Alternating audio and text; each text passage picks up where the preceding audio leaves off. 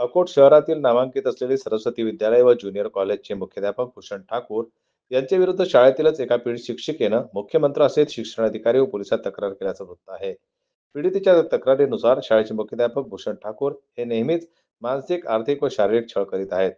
मुख्याध्यापक कार्यालयात शैक्षणिक कामानिमित्त काही समस्या असल्यास ऑफिसमध्ये गेली असता मुख्याध्यापक भूषण ठाकूर अवांतर विषय करीत तोंड सोडून बोलतात.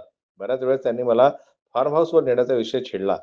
भूषण ठाकूर यांनी विद्यार्थ्यांच्या युनिफॉर्मचे 34,000 रुपये बिल अद्यापही दिले नसून या संदर्भात मला ब्लॅकमेल करीत असतात.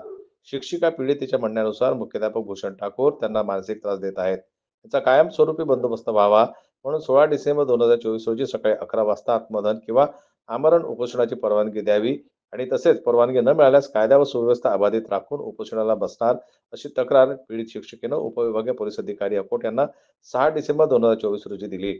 त्यांच्यासहित सरस्वती विद्यालयातील पीडित शिक्षिका याने राज्याचे मुख्यमंत्री तसेच शिक्षण मंत्री, महिला आयोग सहित स्थानिक पोलीस स्टेशनला सुद्धा तक्रार दाखल केली आहे. पीडित शिक्षिकेच्या तक्रारीनुसार अकोट पोलिसांनी भारतीय न्याय संहिता 2023 नुसार कलम 74 व 75 नुसार सरस्वती शाळेचे मुख्याध्यापक भूषण ठाकूर यांच्या विरुद्ध गुन्हा दाखल केला आहे.